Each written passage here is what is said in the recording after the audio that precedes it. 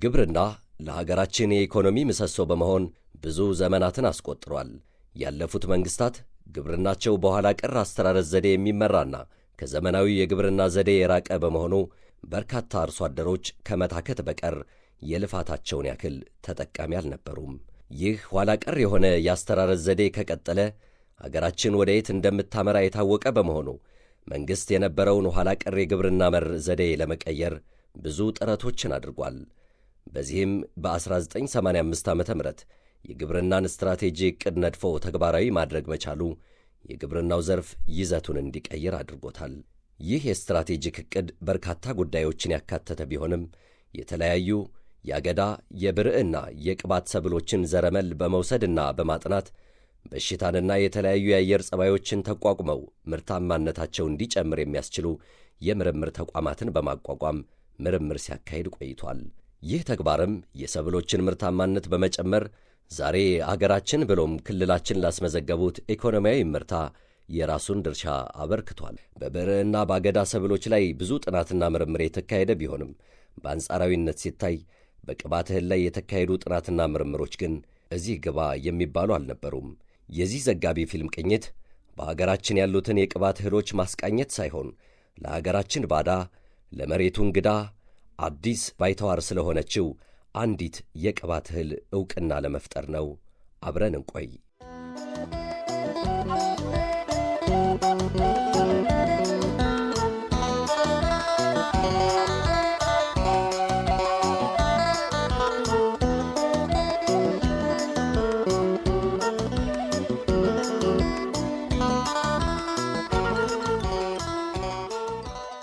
በቢጫ አበባ የተሽቆጠቆጠች ጠቀሜታዋ ዘርፈ ብዙ የሆነች የቅባት እህል ነች።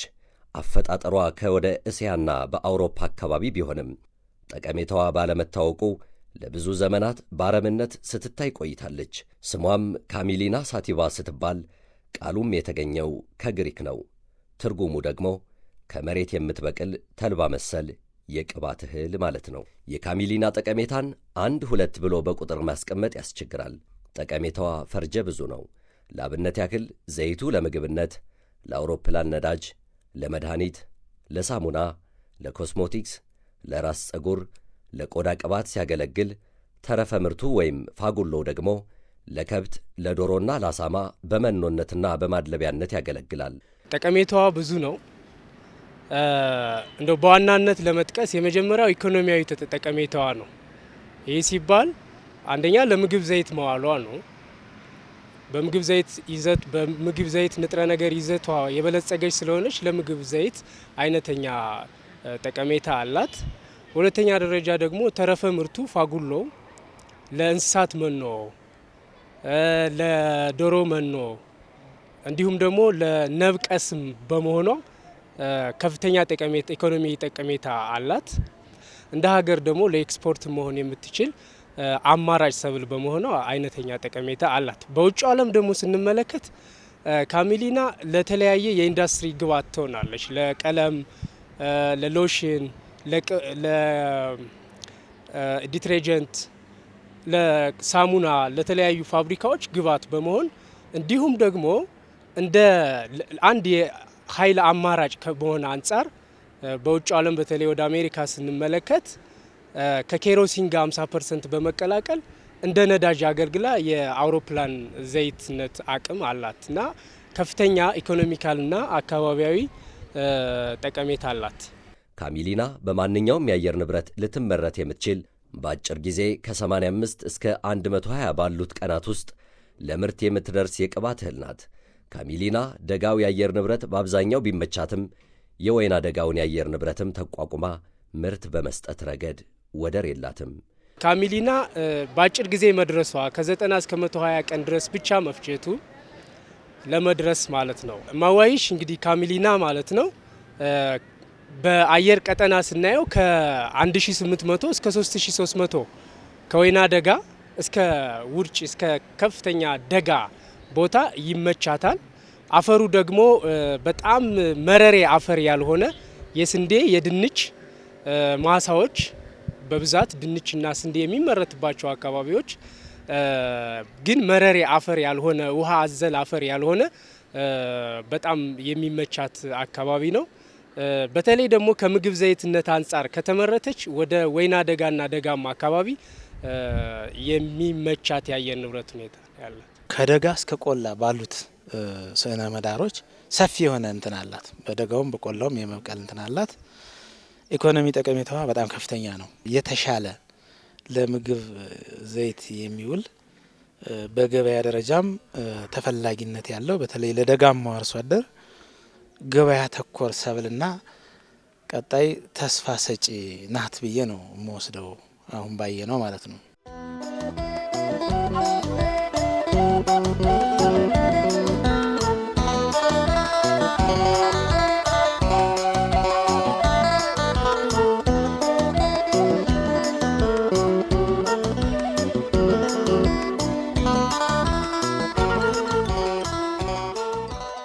ካሚሊና ለሀገራችን አዲስና ባዕድ የሆነች የቅባት እህል ናት። የዚህችን ዝርያ ጥቅም በውል ያወቁና የተረዱ የሀገራችን እድገት የሚመኙ ለሀገራቸው የሚቆረቆሩ ዝርያዋ በሀገር ውስጥ ተባስታና ተራብታ አርሶ አደሮች በስፋት ቢያመርቷት የአርሶ አደሮችን ሕይወት ከመለወጥ ባሻገር የሀገራችን ኢኮኖሚ ወደ ላቀ ደረጃ ለማሸጋገር ትልቅ ጉልበት እንዳላት በመረዳት ከአሜሪካ ወደ ሀገር ውስጥ በጥረታቸው ለማስገባት ችለዋል። ሳይንሳዊ ስሟ ካሜሊና ሳቲቫ የምትባለው በእኛ ደግሞ ማዋይሽ ተብሎ ስም የተሰጣት የቅባት እህል ዝርያ ነች። እንግዲህ የሚታወቀው ከ6 ዓመት በፊት ወደ ኢትዮጵያ በሁለት ምሁራን አማካኝነት ከውጭ ሀገር እንደገባች ነው የሚነገረው። ወደ ሀገራችን የገባችው በሁለት ሀገር ወዳድ ባለሙያዎች ወይም ሳይንቲስቶች ነው። አንደኛው ከኢካርዳ ዶክተር ሰይድ የሚባል ትልቅ ሰው ነው። ሁለተኛው ደግሞ ዶክተር ውድነህ ሌንጫሞ የሚባል ከአሜሪካ። በእነዚህ ሰዎች ነው ዘሩ በትንሹ ወደ ኢትዮጵያ ገባ። ከዛ በደቡብ ኢትዮጵያ ሆሳአና በሚባል አካባቢ የሆሳአና ዶሮ እርባታ ማህበር ለራሳቸው ሲሉ እያባዙት ባሉበት ሰዓት አመልድ ከነዚህ ሰዎች ጋር ግንኙነት በማድረግ ወደ አማራ ክልል ደግሞ አመልድ ነው ያመጣው። የአማራ መልሶ መቋቋምና ልማት ድርጅት አመልድ ከተቋቋመበት ልማታዊ አጀንዳ አኳያ አዳዲስ ሰብሎችንና እጽዋትን ወደ ክልሉ አስገብቶ በማላመድና በማባዛት የሕዝቡን የልማት ጥያቄ በመመለስ ላይ ይገኛል። አመልድ በክልሉ ውስጥ የልማት ስራን እንዲያከናውን ከተሰጠው ተልዕኮ አኳያ በአራት ዋና ዋና መስኮች ላይ ስራ እየሰራ ይገኛል። አንደኛው የተፈጥሮ ሀብት ልማት ስራ ነው። ሁለተኛው ደግሞ የውሃ ሀብት ልማት ስራ ነው። ይሄ የመጠጥ ውሃንና የመስኖ ልማት ስራን ያካትታል። ሶስተኛው የምግብ ዋስትናና የግብርና ልማት ስራችን ነው። አራተኛው የወጣቶች የስራ እድል ፈጠራ ዙሪያ የምንሰራቸው ስራዎች ናቸው። በእነዚህ በአራቱ የስራ መስኮች ሰፋፊ ስራዎችን እያከናወን እንገኛለን። የአትክልትና ፍራፍሬ ችግኞችን በተለይም የተሻሻሉ ዝርያዎችን ለአርሶ አደሮች ማቅረብ እና ገቢያቸውን እንዲያሳድጉ ከምርቱም ለቤተሰብ ፍጆታ ተጠቃሚ ከመሆን በተጨማሪ ለገበያ አቅርበው ገቢ የሚያገኙበትን ሁኔታ ማመቻቸት ነው። አመልድ አንዱ ተልዕኮው ቴክኖሎጂ ማምጣት፣ ማላመድ፣ ማስፋፋትና የአካባቢውን ህብረተሰብ ተጠቃሚ ማድረግ፣ በሀገር ደረጃ ደግሞ ኢኮኖሚው ላይ ከፍተኛ ሚና መጫወት ነው። ስለዚህ አንድም ለደጋማው አካባቢ አማራጭ የቅባት እህል ከማቅረብ አንጻር፣ ገበያ ተኮር የሚሆን ሰብል ከማምጣት አንጻር፣ ለኢንዱስትሪው ግብዓት የሚሆን አማራጭ የቅባት እህል ከማስገባት አንጻር፣ ከማስፋፋት አንጻር አርሶ አደሩን ተጠቃሚ ማድረግ፣ በየደረጃው ደግሞ ነጋዴዎችና የተለያዩ የግል ባለሀብቶችም ወደ ስራው ገብተው ተጠቃሚ እንዲሆኑና ሀገሪቱ እንደ ሀገር ክልሉ እንደ ክልል ደግሞ የተሻለ የገቢ ምንጭ የሚያገኝበትን ሁኔታ ለማመቻቸት ነው። በተለይ ደግሞ አርሶ አደሩ ተጠቃሚ እንዲሆን ለማድረግ ዛሬም እንደ ትናንቱ ካሚሊና የተሰኘውን አዲስ የቅባት እህል ወደ ክልሉ አስገብቶ በማላመድና በማባዛት በኢትዮጵያ የጤናና የሥነ ምግብ ተቋም እውቅና አግኝታ በምግብ ዘይትነት ለመመረት ፈቃድ እንድታገኝ አድርጓታል። በክልላችን ውስጥ እንድትስፋፋ የሙከራ ስራ እየሰራን ከዛ በኋላ አዋጭነቷን ስናይ በቀጥታ ወደ አገር አቀፍ የዝርያ አጽዳቂ ኮሚቴ አቅርበን በግብርና ሚኒስቴር ዝርያዋ እንድትጸድቅ አድርገናል። ካሚሊና የሚለውን ስያሜም እማዋይሽ በሚል አገረኛ መጠሪያ እንድታገኝ ተደርጓል። እኛም ቀሪውን ትረካ እማዋይሽ በተሰኘው አገረኛ ስያሜ ለመተረክ ወደናል። ምክንያቱም አመልድ ቤት ለምቦሳ ብሎ በማላመድ ቤተኛ አድርጓታልና።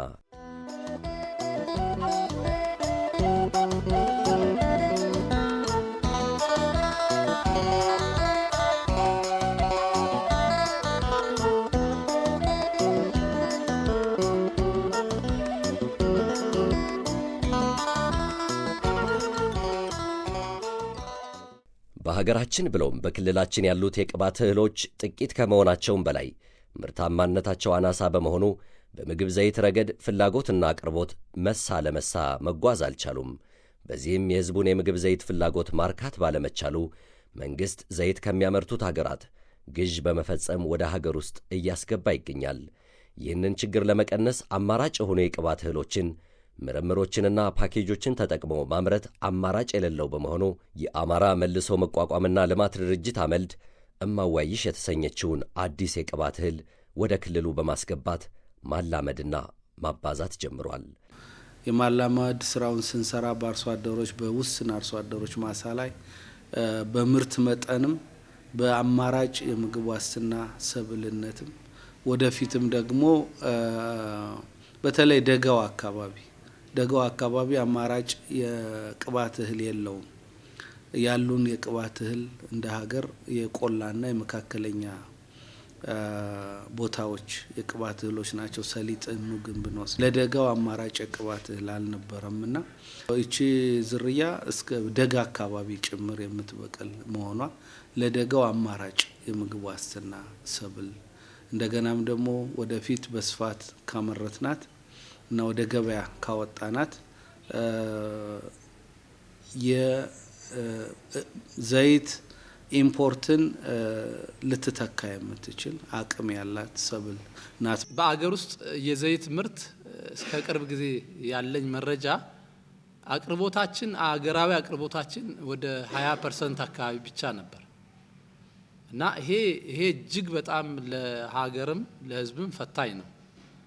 ምክንያቱም በምሳሌ ለማስደገፍ ያክል ሰሊጥን በአንድ ወቅት ኤክስፖርት አድርገን የምናገኘውን ሃርድ ከረንሲ ሙሉ በሙሉ ማለት ይቻላል ባላንሱ ሲታይ ለምግብ ዘይት ማስመጫነት ይውላል።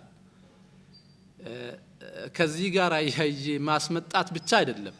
እኛ ካሜሊና ላይ አንዳች ጥርጥር ሊኖረን የማይገባ ከካሜሊና ባልተናነሰ መልኩ ፓልም ኦይል ራሱ ለኛ አዲስ ነው። በእርግጠኝነት መናገር የሚቻለው ከተልባ ጋር በጣም ተዛማጅና ለጤና በተደጋጋሚ ያው ተነስቷል ጠቃሚ ከመሆኑ አንጻር በቀላሉ ኢትዮጵያ ውስጥ ገብታ ያለምንም ችግር በምግብነት ልትውል ትችላለች።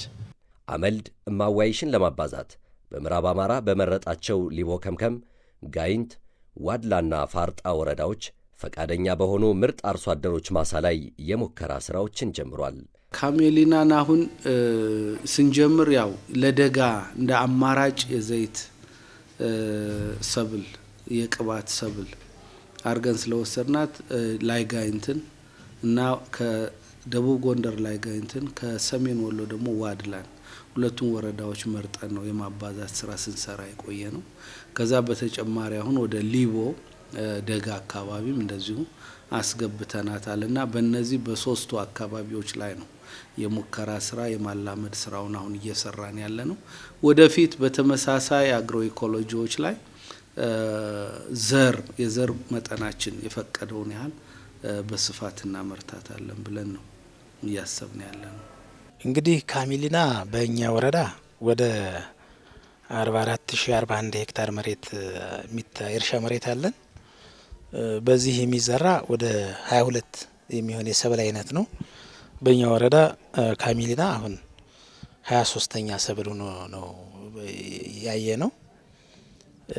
በሁለት ቀበሌዎች በዚህ አመት በ6 አርሶ አደሮች የተሰራለ፣ ሁለቱ በኤፍቲሲ ላይ የተሰሩ ናቸው። ባየነው የገበሬ ባለም ተካሂዶበታል። ያለው አቋም እና የሚሰጠው ጠቀሜታ ካሜሊና ሲታይ በጣም ጥሩ ነው። እንግዲህ ወረዳችን የምግብ ዋስትና ወረዳ ከመሆኑ ጋር ተያይዞ አብዛኛው አርሶ አደር የሚያመርተው ከእጅ ወዳፍ ነው። ከገበያ ጋር የሚተሳሰሩ ዝርያዎችን ያለመምረጥ ነገር አለ። ከዚህ አኳያ ይቺ የሰብል አይነት በቀጥታ አርሶ አደሩን ከገበያ ጋር የምታገናኝ ናት። ስለዚህ ይህንን አርሶ አደሩም ወዶታል። እኛም አመራሮችም ደግሞ ከወረዳ እስከ ቀበሌ ያለው አመራር ልዩ ትኩረት ሰጥቶ ይሄ በዚህ በ3 ቀበሌ ያየ ነው ኦልሞስት ተስማሚ በሆነው በደጋማዎቹ አካባቢዎች ሊሰፋ የሚችልበትን እድል ነው እያመቻችን ያለ ነው። በበረሃ አካባቢ ያሉ አርሶ አደሮች በርካታ የቅባት እህልን በአማራጭነት የሚጠቀሙ ሲሆን ሰሊጥን የሚያመርቱት ደግሞ ከዕለት ጉርሳቸው አልፎ ሀብት ማጠራቀም ችለዋል። እናም ዛሬ አመልድ በዋጋም ሆነ በጥራት ከዚሁ የቅባት እህል የማታንሰውን እማዋይሽን ለደጋው ነዋሪ አርሶ አደሮች እንካችሁ ሲል ለመቀበል ያመነታ አንድም አርሶ አደር አልነበረም። ምክንያቱም የደጋ ሰሊጥ በመሆኗ ሀብት አመንጭነቷ አጠያያቂ ባለመሆኑ ነው። ካሚሊናን ወይንም አዋይሽን በዚህ አግባብ ከሰራን ከምግብ ዋስትና አልፎ አርሶ አደሮችን ባለሀብት ማድረግ እንችላለን ብዬ ነው የማስበው። ምክንያቱም እኔ አሁን ስረዳው ሁኔታዋን ሳያት ካላት ጥቅም አንጻር እኔ ከሰሊጥ የተናነሰ ዋጋ ይኖራታል ብዬ አልጠብቅም። ስለዚህ አብዛኞቹ አርሶ አደሮቻችን በረሃማ ያሉት አርሶ አደሮቻችን በሰሊጥ እንደተለወጡ ሁሉ የኛ አካባቢ ደጋማው አካባቢ ያሉ አርሶ አደሮች ደግሞ በካሚሊና ወይም በማዋይሽ አይደለም ምግብ ዋስትናቸውን ከዛ በተሻለ መንገድ የተሻለ ባለሀብት ይሆናሉ ብዬ ነው የምጠብቀው። እንግዲህ የኛ ወረዳ የምግብ ዋስትና ወረዳ ነው እንደምታውቁት። ካሚሊናን በደጋማው ከቆላ እስከ ደጋ ባለው ብናመርት የምግብ ዋስትናችን በአጭር ጊዜ ለማረጋገጥ ያስችላል ብዬ አስባለሁ። ምክንያቱም ገበያ ተኮር ነው። አሁን በሄክታር እስከ 10 ኩንታል ምርት ይገኛል ነው ባለን ኢንፎርሜሽን። እንግዲህ ይህንን ብናመርትና ገበያ ተኮር ሰብል ማቅረብ ብንችል አርሶ አደሩ በአጭር ጊዜ ውስጥ የምግብ ዋስትናውን ለማረጋገጥ ትልቅ አስተዋጽኦ ይኖራታል ብዬ አስባለሁ። ይህች ሰብል ከምግብ ዋስትና አልፎ ባለሀብት ማድረግ ይችላል ብዬ ነው የምገምተው። ለማመን ነው የሚከብደኝ። እስካሁን አስበነውም አልመነውም የማናውቅ አዝሬት ነው ይመጣልም የሚል ግምት የለንም። ምክንያቱም ደጋ ላይ እንደዚህ አይነት የቅባት እህል ይመረታል እንጃኔ እና በጣም ነው ደስ ያለን። እንግዲህ ይህንን አመረተ ማለት እኮ ትልቅ ባለሀብት ሆነ ማለት ነው።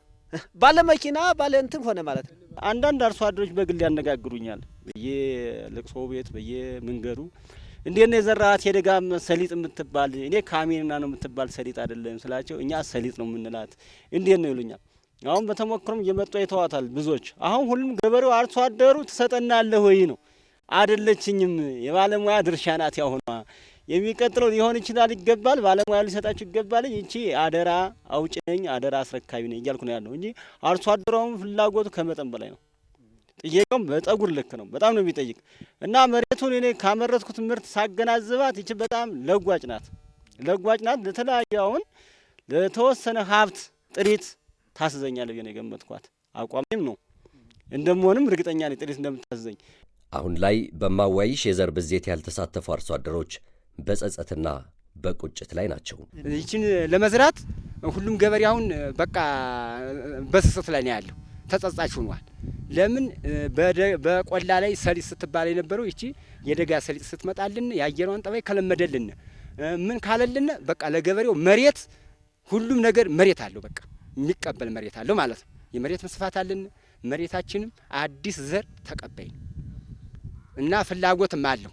በቃ ፍላጎትም አለው። ከልማሁን ተወዳዳሪ ነው የሚሆን። ይሄ ይችን ለመዝራት ሁሉም ተወዳዳሪ ነው የሚሆን። ፍላጎት አለው። አርሶ አደሩ ራሱ ባለፈው ስንቀምስ የተሻተፈ አርሶ አደር ገና ያልቀመሳት ማለት ነው። እንዲያውም አሁን ተልባ ዘርቶ ተልባውን ፍሬውን እያሳነነበት ያኛውን እንዲያጓሳኙ ሲያይ አረገ ይቺ ነገርማ እንግዲህ ወደ ምግብነትማ ተቀየረች። ለከርሞውማ በደንብ አድርጌ ዘራለሁ ብሎ አንዱ አርሶ አደር እንደመረጃ አየሁ ፍስሐ ዘራለሁ ብሎ ተስፋ ያደረገ አርሶ አደር አለ። በቃል የሰማሁት በጣም እየተጸጸቱ ነው ያሉት። አሁን ለሚመጣው አመት ዘንድሮ ከመጣልን ከእናንተ በላይ እኛም እንዘራለን እያሉ ነው አሁን እየተጸጸቱ ያሉት። ለምን ይሄን ስትዘሩ ግን አነግሩንም አሉ። እኛ ግን ይነግረን ነበር። ያው እነሱ እንደዚህ ይጠቅማን ብሎም አላሰቡም። ዘንድሮ ግን ሁሉም ያልዘሯት ሁላ ስለቀመሷ ቅባቷን አይ ለሚመጣው አመትማ እኛም እንዘራለን እያሉ ነው ያሉት። ቃያዋን ሳያት ታምራለች። እንደገና በረዶ ትቋቋማለች። በረዶ ሲመታው ራሱ ሌላው እህል እፍር ይላል። እሷ አታፍርም። ጥሩ እህል ናት። ወዝ አላት። በቃ ጥቁር ያለ ነገር ናት። አሪፍ እህል ናት። ሳያት እንደው ገና ጥቅሟን ሳላያት ማለት ነው። እንደው ሳያት በቡቃያዋ እና ወደፊት ዘራታለሁ ብዬ በጣም እየተቆጨው ነው ያለሁት። እና ባለሙያዎቹን አልጠየኳቸውም። ሰጡኛላችሁ ያሰጡኝም አላልኳቸውም። ገና ወቅቱ ገና ስለሆነ ክረምቷን ስለሆነ ያየኋት ወደፊት ግን ጠይቃለሁ እያልኩ ነው ያለሁት። እማዋይሽ አዲስ የቅባት እህል መሆኗ ለገበያም አዲስ እንድትሆን አድርጓታል። በመሆኑም የአርሶ አደሮች ምርት ገበያ እንዳያጣ የገበያ ትስስርም ተፈጥሯል። እንግዲህ የቅባት እህል እንግዲህ ተገንቶ የበረሃ ሰሊጥ ተገንቶ ገበያ ይጠፋል ብለን እናምናለን። ሰሊጥ ደጋ ላይ ተመርቶ ገበያ ይጠፋል እኔ ለራሴ በህልሜም በእውኔም አላስብም። ምክንያቱም ይህንን የቅባት እህል ተመርቶ እንዴት ገበያ ይጠፋል ብለን እንገምታለን እኛ? ይሄ አሁን ለምሳሌ ለአይሮፕላን ዘይት ይሆናል እየተባለ አይደለም እንዴ? በሄክታር 27 ኩንታል ይመረታል እየተባለ ከሰሊጥ በላይ ማለት ነው። ለተለያየ ለሪ በሽታ ለተለያዩ ነገሮች ይጠቅማል እየተባለ ገበያ እንዴት ይጠፋል? ስንዴ እንኳን ገበያ ያወጣን ብለናል። ለአንድ ምግብ ብቻ የሚውል ማለት ነው። ይሄ እኮ ለተለያየ ነው። እና ይሄ አሁን ለምሳሌ ገበያ እንዴት እኛ በራሳችን ድርጅቱም ራሱ ይህን ገበያ ባያስተሳስር ይህን ገበያ ውጤታማ ባያደርግ አላመጣውም ለኛ ለውጤቱ ማለት ነው። እኛም ደግሞ ገበያ ይጠፋን ብለን ህልም የለንም። አይፈቅሩልንም። የሚፈቅሩልን ቢተውልን እኛ ኃይለኛ ገበያ እንሸጣታለን ነው እንገምታለን። ግን ሰጪ የለንም። ውላችን ነው አደራችን ነው እንጂ ኃይለኛ ገበያ ያላት የበለጠች ያው ውለታ ወስደናል። በኪሎ በዚህ ባምናው በ23 ብር ሂሳብ እንቀበላቸዋለን ብለን ተፈራርመናል። እኛ ባይቀበሉንም ችግር የለውም። ግን እኛ አሁን ምግብናቷን ስለምንፈልጋት ከተቀበሉን ይቀበሉ፣ ካልተፈለገ ግን ለጎረቤቶቻችንና ለዘመዶቻችን እያካፈል ለኛም ለምግብነት እንድናደርጋት እኔ አሁን በዚያ ቃል ገብቻለሁ ለአካፈል። የገበያ ትስስሩ በእርግጥ ከዛ በፊትም አመልዶች ዘሯን ቢያመጧትም ገበያውን እነሱ እንዲቀበሉን ያው ቃል ገብተውልናል። እኛም ለነሱ እንድናስረክብ ለአመልዶች ቃል ገብተናል። ገበሬዎቹ 1 ኪሎ በ23 ብር አካባቢ ነው የተነጋገርነው። በዛ በተነጋገርነው በቃላችን መሰረት እነሱም ተረክበውናል። ያው ብቻ ጥሩ ገበያ ላይ እንደነበራት ነው። እማዋይሽ የምትሰጠው ጠቀሜታ በርካታ ነው። ከነዚህም ውስጥ ዘሯ ተዘርታ ማበብ ስትጀምር ንቦችን የመሳብ ኃይሏ ከፍተኛ በመሆኑ ንቦች አበባዋ እስኪረግፍ ድረስ በቀሰምነት ይጠቀሙባታል። አሁን ከኔ ከጓሮ አለው ልክ 6 ሰዓትና 7 ሰዓት ላይ ሲሆን ይመጣሉ እንዳለ እና በጠቃላይ ነው በአበባይቱ ልክ ንቦቹ ስክም የሚሉት እና ልክ ይሄ መንጋ ንብ አለልህ አይደል? እንደዛ ነው የሚመስለው በቃ እና በጣም ልዩ ነው። ሳይንስ በሆነ በመረጃ ነው ሁሉም ማቀርበው። ንብም ቢሆን ለምሳሌ አሁን ታኔ ጓሮ አሉ አምናም አለች አምና ካዩናስ መጣ ደግሞ ገዳም ናት። እሷን ተከተላ አንዲት ሰፈረች፣ ዘንድሮም ሰፍራለች። ሁለቱ ላይ ይገኛሉ አሁን በጓሮ በቀሰምነቱም ለምሳሌ አሁን የአብል አበባና የካውኒና አበባ አንድ ነው። ራሱ አሁን ጠረር ባለ ወቅት በደንብ ሆኖ የሰፈረበት መስሎ ነው የሚታየው። ይህንን ተከትሎም እማዋይሽ ባለችበት ማሳ አካባቢ የንብ ቀፎ በማስቀመጥ ንብ በማነብ ከዘርፉ የሚገኘውን ጥቅም ለማግኘት አቅደዋል። አሁን እንዲያውም ያቺ ቦታ የሰፈረችባት ሁለቱ ሁላ የሰፈረችው አንዲ ቦታ ነው። አሱ ጓሮዬ ነው። አሁን ቀፎ ለመስቀል ለቅልቄ ዝግጁ አድርጌያለሁ። አሁን ታቃየው ይገኛል። ምን ነው እሷን ታሳቢ አድርጎ አመጣ። እንግዲህ እሷ ስታውቅ እኔ ማወቅ አለብኝ ብዬ ተሰልፌያለሁ። የተወሰኑ ቀፎ ያሉኝ እኔም አሉኝ ስለምወዳት አበጀሁኝ። ዘንድሮ 1-2 ያህል ገዝቻለሁ። ቀሰሟም ጥሩ ሆና ጥቅም ስላላት እኔን እንግዲህ እንትን ብለን ማገጃ ይሆኑና ነው ብለን 1-2 ገዝተን አበጅተናል አለን። እማዋይሽ ከሌሎች የቅባት ሰብሎች ለየት የሚያደርጋት በረዶ ተቋቁማ ምርት መስጠት መቻሏ ነው።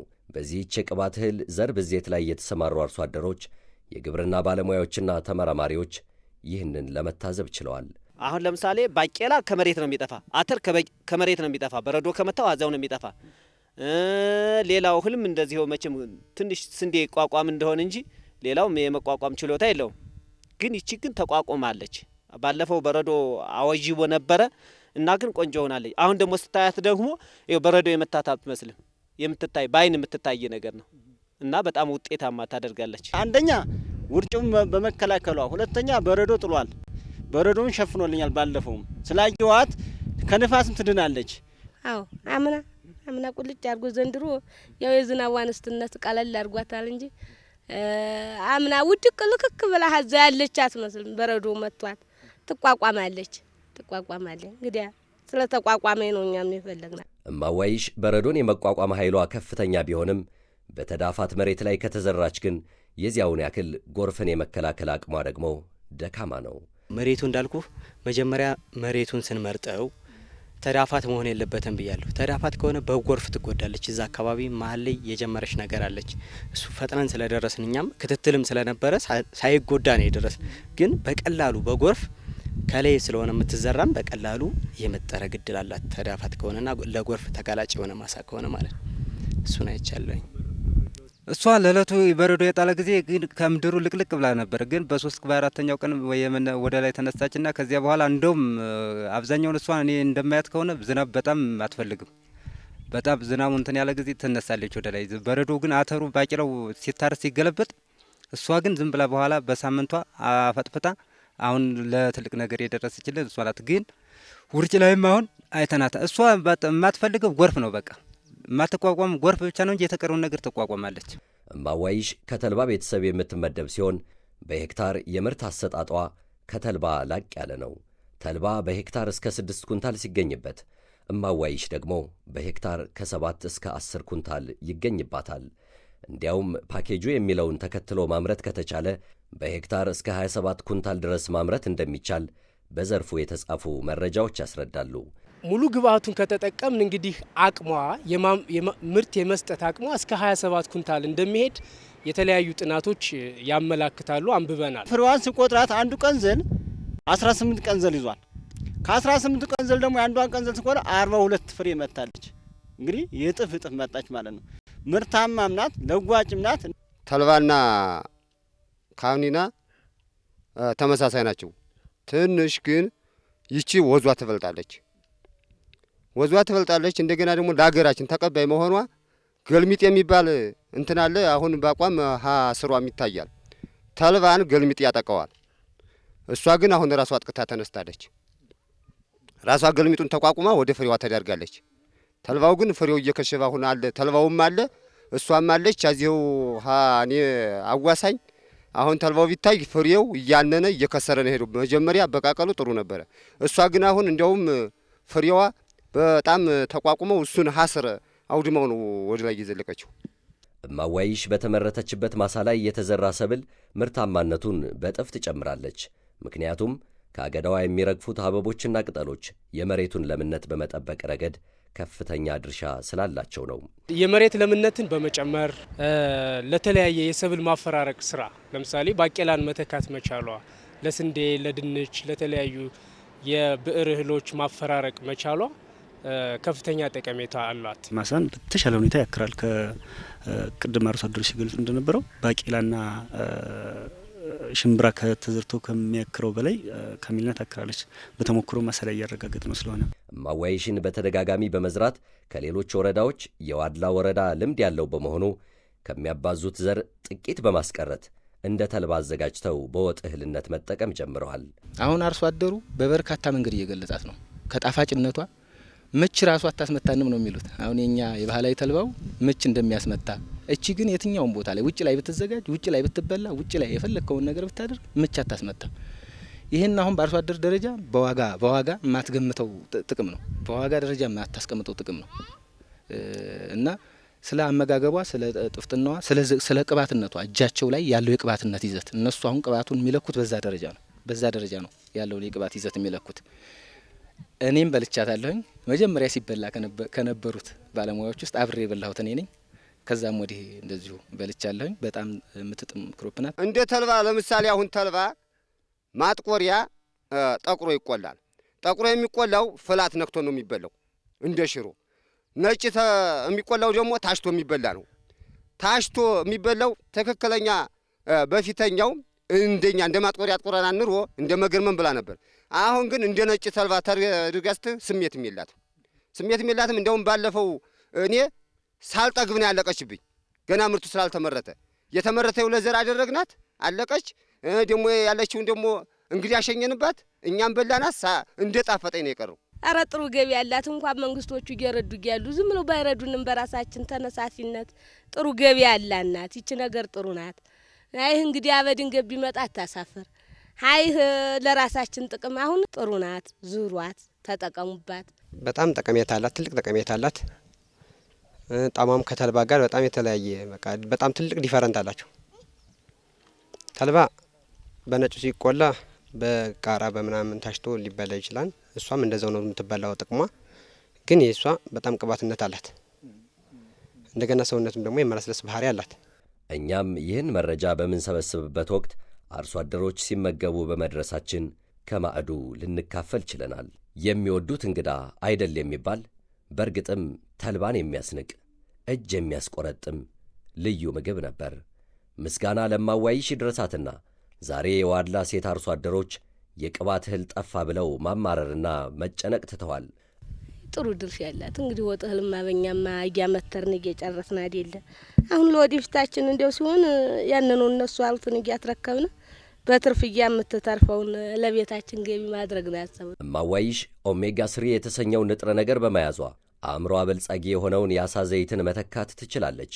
በዚህም የአሳ ዘይትን ገዝተው መጠቀም ለማይችሉ የአርሶ አደር ልጆች እንደ ተልባ ተዘጋጅቶ ለሕፃናት መስጠት ከተቻለ ሕፃናቱ በቀላሉ የአሳ ዘይትን አገኙ ማለት ነው። የቅባት እህል አይነተኛ ጠቀሜታቸው በውስጣቸው የበለጸገ ንጥረ ነገር ስላላቸው ለአእምሮ እድገት ወሳኝ ናቸው።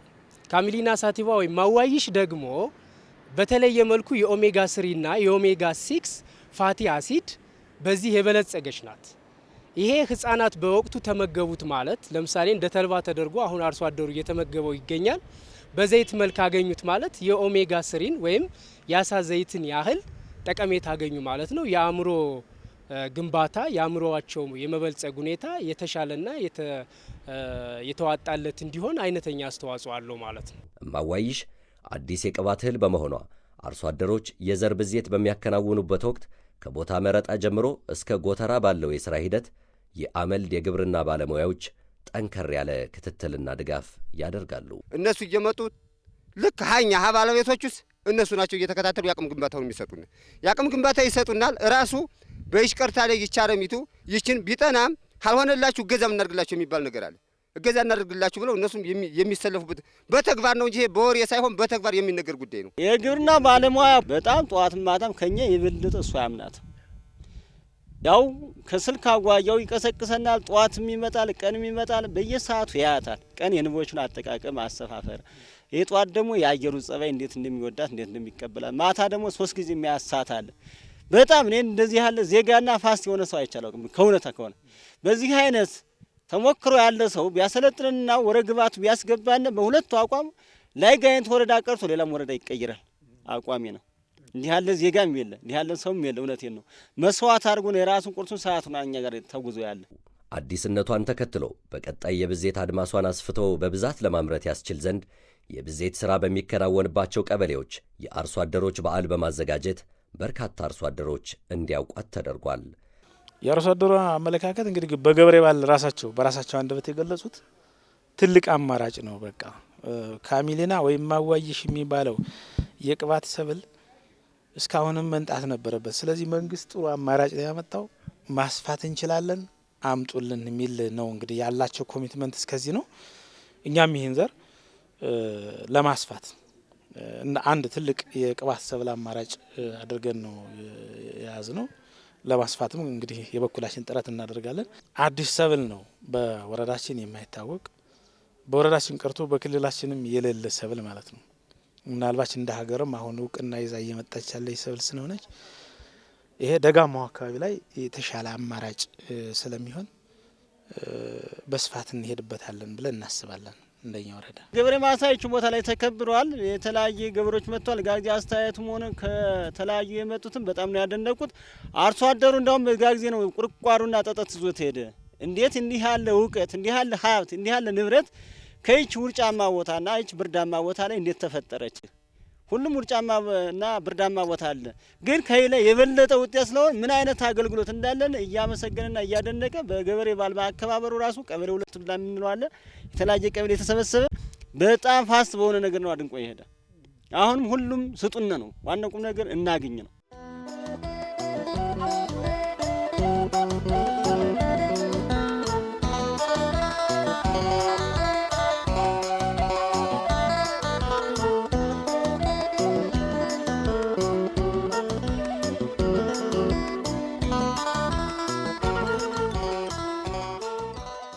እማዋይሽ ጠቀሜታዋ ዘርፈ ብዙ ስለሆነ የዘር ብዜቱን በማሳደግ በብዙዎች አርሶ አደሮች ማሳ ዘንድ እንዲሁም በትላልቅ የግብርና ሜካናይዜሽን በስፋት ልትመረት የግድ ይላል። ይህንንም ከዳር ለማድረስ የሚመለከታቸው የምርምር ተቋማት ዘሯን በመውሰድና ምርምር በማካሄድ አጋርነታቸውን እያስመሰከሩ ይገኛሉ።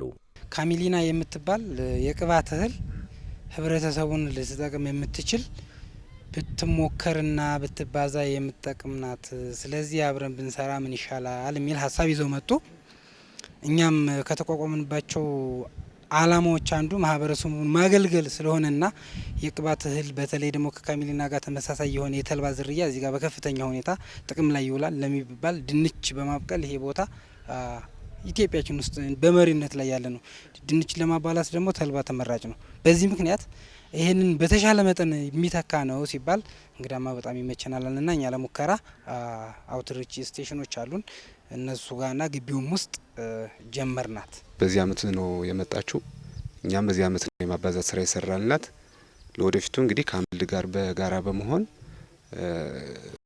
ዝርያዋን በተለይ ጠቀሜታዋ ከታየ በኋላ በስፋት የማባዛትና ለአርሶ አደሩ ማስገባት እንዲሁም ገበያ አፈላልጎ ደግሞ ኮመርሻላይዝ ማድረግ ስራ አመልድና በአዲስ ግብርና ምርምር ማዕከል የሚጠበቁ ከፍተኛ ስራዎች ናቸው ያስባሉ። በአንድ ድንጋይ ሁለት ወፍ ነውና የደብረ ታቦር ዩኒቨርሲቲ የሰብሏን ኢኮኖሚያዊ ፋይዳ በመረዳት በብዛት እንድትመረት የሚያስችል ምርምር ከማድረጉም በላይ ተመራማሪ ዜጎች ከማፍራት አኳያም ትልቅ ስራ እየሰራ ይገኛል።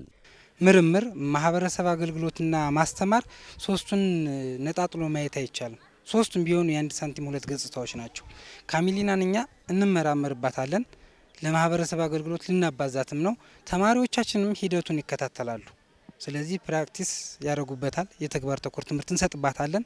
እየተመራመርንባት ነው። ከተዘራችበት ቀን ጀምሮ እስካሁን ከበሽታ አንጻር፣ ከአስተራረስ አንጻር፣ ከመሬት ዝግጅት አንጻር፣ ከአረም፣ ከውሃ አያያዝ፣ ከአየር ጸባይ፣ ከመሬት አቀማመጥና ከመሳሰሉት አንጻር ምርምሩን እናካሄዳለን ከምርታማነትም ጭምር።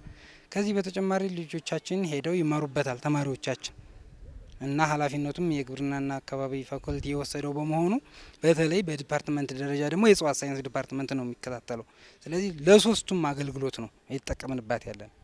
እማዋይሽ የብዜት ደረጃዋን ጨርሳ በክልላችን በስፋት መመረት ከቻለች የአርሶ አደሮችን የምግብ ዋስትና አረጋግጣ የሀብት ባለቤት እንዲሆኑ ከማስቻል በዘለለ የክልሉን ኢኮኖሚያዊ እድገት በማፋጠን ረገድ ተስፋ የሚጣልባት የቅባት እህል ትሆናለች።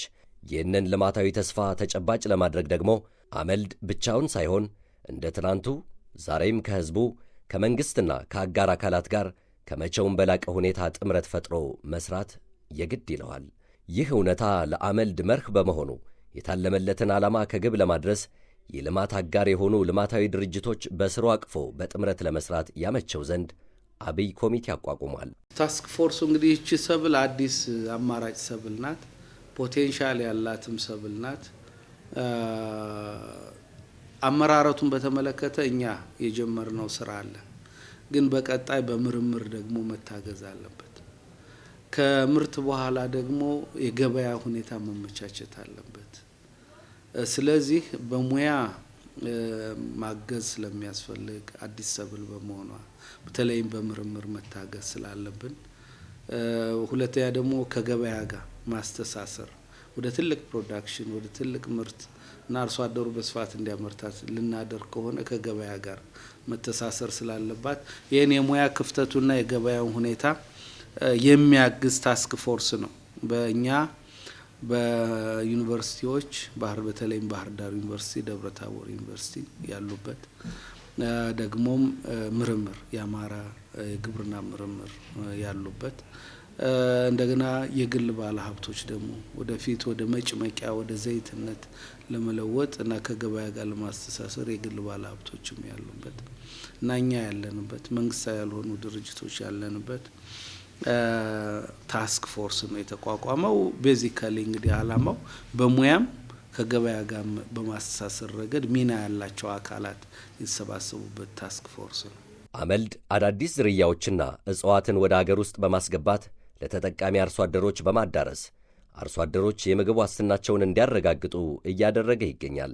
ለአብነትም በደጋው አካባቢ አፕል፣ ድንችና ሌሎችም ሲጠቀሱ፣ በቆላው ለሚኖሩት ደግሞ ለውዝ፣ ካሳባና ጃትሮፋ ሊጠቀሱ ይችላሉ። አንዳንድ ዝርያዎች ከውጭ ቢመጡም በትኩረትና በስፋት ከተሰራባቸው እንዲሁም የአየር ጸባዩን መላመድ ከቻሉ ወዲያውኑ ምርታማ በመሆን አገረኛ ሰብል ይሆናሉ። ለአብነት ሩዝ ሩቅ በማይባል ዘመን ወደ ክልላችን ገብቶ በፎገራና ሊቦ ከምከም ወረዳዎች በስፋት እየተመረተ ምርታማ በመሆኑ ከአካባቢው አልፎ ለክልሉ መገለጫ ሊሆን የቻለ ሰብል ነው። እማዋይሽም የሚመቻትን የአየር ንብረት የሚያስፈልጋትን ግብዓትና እንክብካቤ በማጥናት መመረት ከቻለች እንደ ሩዝ ምርታማና የክልላችን መለያ ሰብል እንደምትሆን አጠራጣሪ አይሆንም። ሩዝ ሲጀመር በትንሽ ተጀምሮ አሁን በትልቅ ፕሮዳክሽን ውስጥ የገባ ነው። በተመሳሳይ ካሜሊና ተስፋ ትልቅ ነው። እንደ ሩዝ የተለመደች ሰብል ለመሆን ተስፋ በጣም ትልቅ ነው። ምክንያቱም ካሜሊና አንደኛ ለደጋ አማራጭ የቅባት እህል ነች። ሁለተኛ የመሬት ለምነትንም ትጨምራለች ስትዘራ።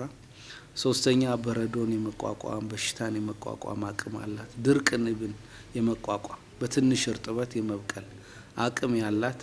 እንደገናም የዘይት መጠኗ ደግሞ አሁን ካሉን የቅባት እህሎች የተሻለ በተለይም ከሰሊጥ የተሻለ በምርታማነትም እንደዚሁ የተሻለች ሰብል ናት። ከኑግ ከሰሊጥ በጣም በእጅጉ የተሻለ በሄክታር የሚመረተው እስከ 25-26 ኩንታል ሊመረት የሚችልበት ሁኔታ ነው ያለው እንግዲህ በጥናቶች እንደሚያሳዩት። ስለዚህ በምርታማነትም ትልቅ ነች። በትንሽ እርጥበት ልትበቅል ትችላለች። የአፈር ለምነትን ትጨምራለች። በረዶ የመቋቋም አቅም አላት።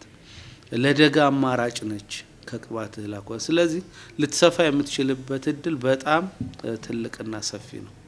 ከዚህ አኳያ በክልላችን በሁሉም ሰብሉ ሊበቅልበት ካሜልና ልትበቅልበት በምትችል አግሮ ኢኮሎጂ ሁሉ ለማስፋፋት እቅድ ይዘናል። በአሁኑ ሰዓት የአዋጭነት ጥናት ጠናን ነው ያለ ነው። ስለዚህ ወደፊት በስፋት ተመርቶ በስፋት ገበያ ውስጥ የሚገባበትን ነገር አቅደን ልንሰራ ነው።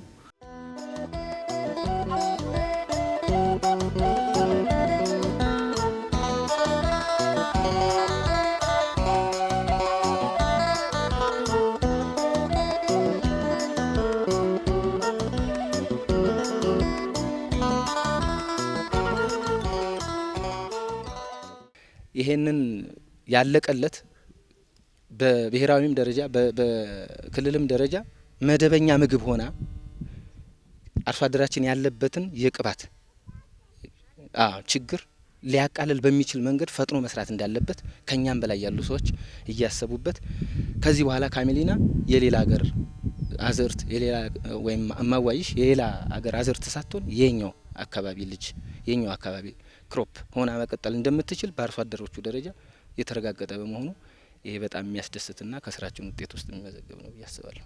መንግስት፣ ኤንጂኦ፣ የግል ባለሀብቱ በጋራ ሆኖ ማለት ነው ዩኒቨርሲቲዎች፣ ምርምር ተቋማት ከፍተኛ ስራ ከሰሩ ይችን ሰብል እንደ ሩዝ የክልሉ መታወቂያ የሀገራችን ደግሞ አንድ አማራጭ የቅባት እህል ሀገሪቱ ከቅባት እህል አንጻር ያለችበትን ችግር ስለምናቅ ማለት ነው አድርጎ በሚቀጥሉት 2-3-10 ዓመታት የተሻለ እንደ ሩዝ ስመጥር የሆነች ሰብል የአርሶ አደሩን ቤት የአርሶ አደሩን የገቢ ማስገኛ የምትሆን የኢኮኖሚ አውታር ላይ ከፍተኛ ሚና የምትጫወት ሰብል ማድረግ ይቻላል። ነገር ግን ርብርብ ያስፈልጋል። መንግስት ትኩረት ሊሰጠው ይገባል። የግል ተቋማት ትኩረት ሊሰጡት ይገባል። የንግድ ሴክተሩ ትኩረት ሊሰጠው ይገባል። የኢንዱስትሪ ሴክተሩ ትኩረት ሊሰጠው ይገባል። እንደ አመልድ ያሉ ኤንጂኦዎች ደግሞ በየአካባቢያቸው ስራ መስራት አለባቸው። ምርምር የተሻለ ስራ መስራት አለበት። ብዙ የምርምር አጀንዳዎች አሉ በሂደት የለየ ናቸው። እነዛ ምርምሮች ሰርቶ የተለያዩ ፓኬጆችን በማውጣት ምርትና ምርታማነቷ እንዲያድግ ስራ መሰራት አለበት ብዬ አምናለሁ። ይችን ሰብል ወደ ትልቅ ፕሮዳክሽን ማስገባት አለብን። ከዚህ አኳያ ሚና ያላቸው አካላት አሉ። ምርምር፣ ቅድም ያልነው ታስክ ፎርስ ትልቅ ሚና ይኖረዋል። ምርምር፣ ዩኒቨርሲቲዎች፣ ግብርና ቢሮ ራሱ በስፋት አርሶ አደር ውስጥ ማባዛት እንዲቻል ግብርና ቢሮን ባለቤት መሆን አለበት። እኛ ያለን ሌሎችም የሚመለከታቸው ያገባኛል የሚሉ አካላት ሚና ሊኖራቸው ስለሚችል የሚጠበቅባቸውን እንዲወጡ በዚህ አጋጣሚ ጥሪ ለማቅረብ ሞክራለሁ።